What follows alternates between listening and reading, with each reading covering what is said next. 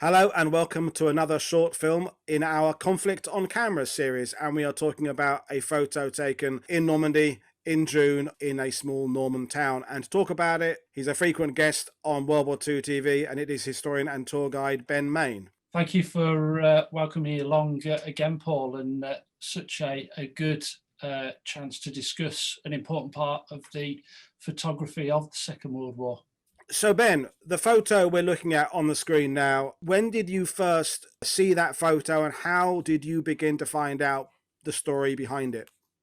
So it was probably June last year, the anniversary of D-Day, as we do researching, and we know that there's thousands of photos on the IWM catalogue, and I stumbled across this one photo that stood out, obviously for the scene that we can see in the photo, but more so it was the caption that accompanied the photograph that made me take an even further interest and look to develop the research around it. So it's probably best to start with the inscription that accompanies the photograph. It states, "Invasion of France, the Reverend Victor Leach, Padre of a famous cavalry regiment, 13 18th Hussars, reads the burial service for a fallen tank man while his pals stand in silent tribute. 13th 18th Hussars at Hermanville, taken by Sergeant Mapham, 6th of June 1944. But what stood out even more about that caption, very faintly below it, it had marked on it, tank men of the East Riding Yeomanry.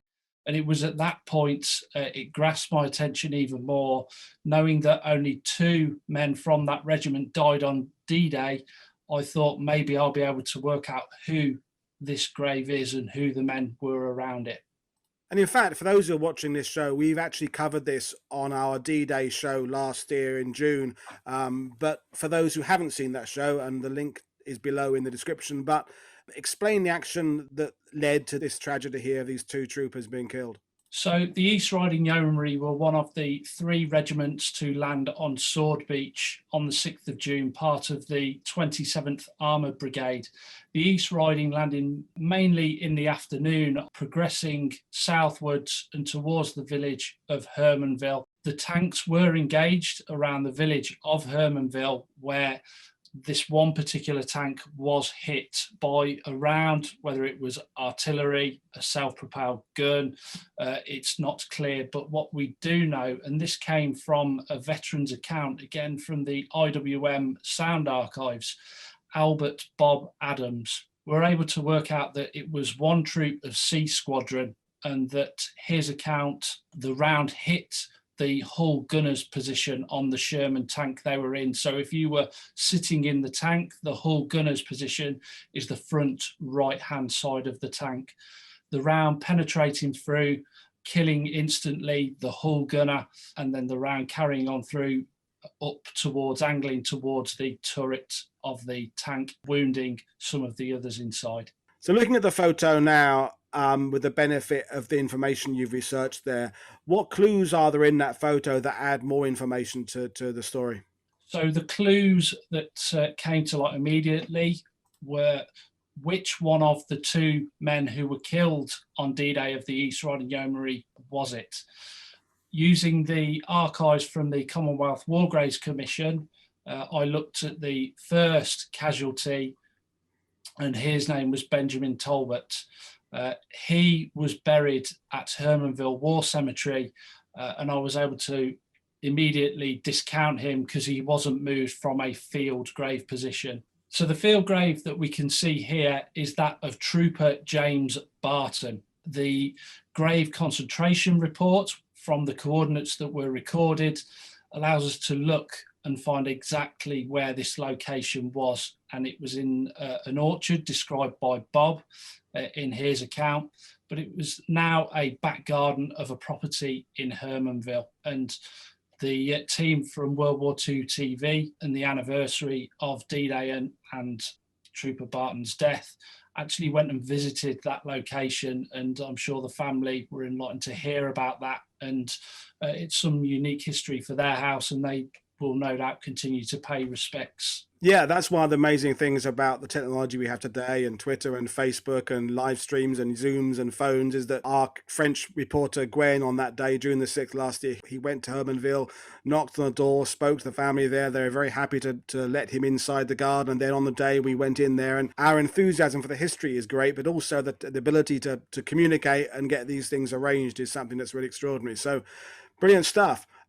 There's not many photos where you get this situation where someone has been kind of buried in a, as you say, an orchard, and then at a later date moved to a cemetery. So I can't think of any other photos taken on June the 6th that show that type of scene, of that type of reflection on the day. Everything is either the tragedy still unfolding on the beaches, or it's kind of a jubilant people who survived the day. That's the only one I can think of that has that moment of reflection. Yeah, definitely. And it probably comes back to the human side, the element side, to what was going on. The war, D-Day, was well underway. The 7th of June, the fighting needed to continue for that push to calm, but the men took the time to spare a few minutes in respect and honour of their fallen friend, to go back to the story of how James Barton came to be buried there. Due to how he was in the tank, it wasn't suitable for him to be moved to a location further away, the actual cemetery in Hermanville. So that's why I believe he was buried where he was.